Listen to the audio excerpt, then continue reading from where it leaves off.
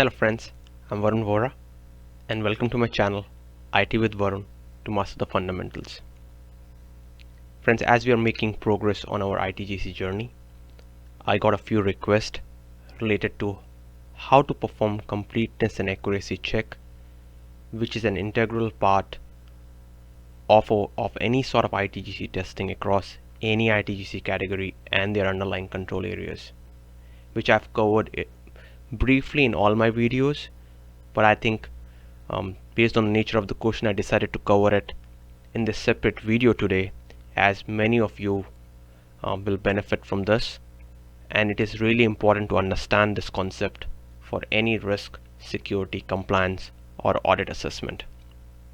Now, completeness and accuracy check is performed on all evidence received, which can be in the form of screenshots or exports to Excel, Word, etc.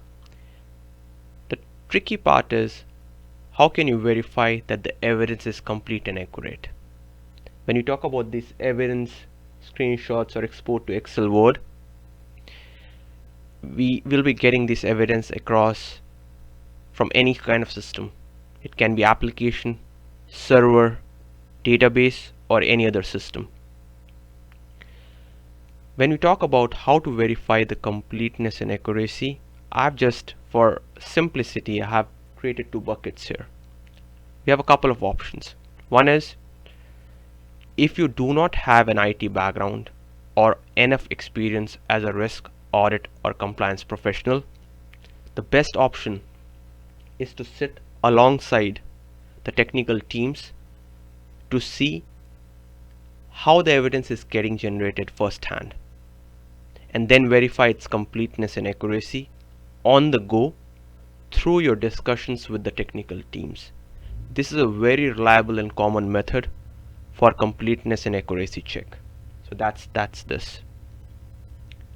The second option is, if you have an IT background or enough experience as a risk, audit, or compliance professional, and you understand the nitty-gritty of different systems, how they operate, you can yourself look at the screenshots or query to see if they look complete and accurate.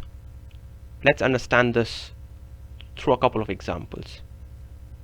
Let's take an example of, if you have received a listing of users from an Oracle database, you can look at the Oracle query to see which tables were the listings pulled from. Like if you look at my videos for Oracle, mostly the tables which are relevant for pulling account listings is DBA underscore users or user underscore user.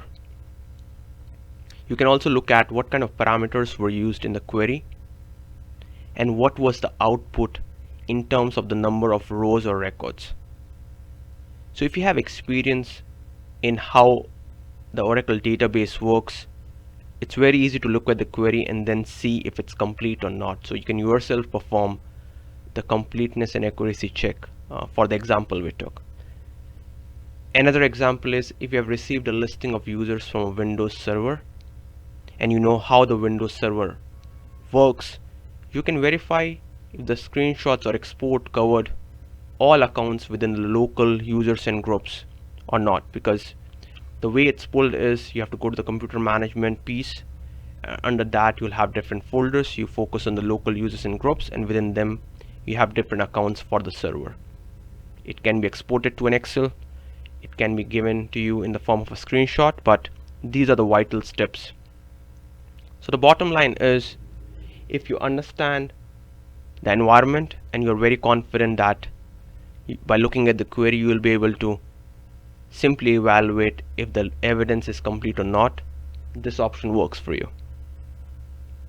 So just to sum it up, again, we are talking about how to perform completeness and accuracy for the evidence received during the assessment, and it can be any sort of assessment: risk, compliance, audit, security.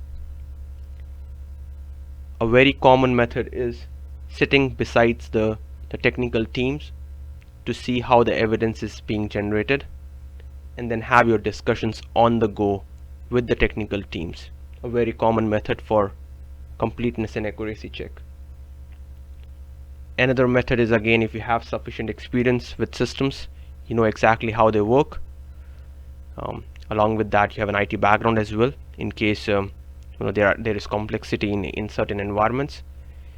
It's all about self-reviewing the query and its output, just to make sure that the query used to extract the listings or the evidence from whatever area they are being extracted from, tables, different consoles, other parts of the system, you very well understand, is that the right source or not, and what kind of parameters are being used for the query, do they make sense, and then you compare that with the output. So couple of options here for performing completeness and accuracy check, but again, choice is all individual dependent, and it all depends on what option are you comfortable with. So I hope this video helped in understanding how to perform completeness and accuracy check across any control area in any ITGC category. As you go through my videos, if you have more questions or comments, please feel free to reach out to the YouTube comment section, and I'll be happy to create a similar video in case that topic warrants a separate video. Friends, as we keep moving ahead in our ITGC journey, please help spread the word, and don't forget to tell your friends and colleagues to be a part of our journey and benefit of what we are learning here. Thank you, and see you next time. Till then, bye.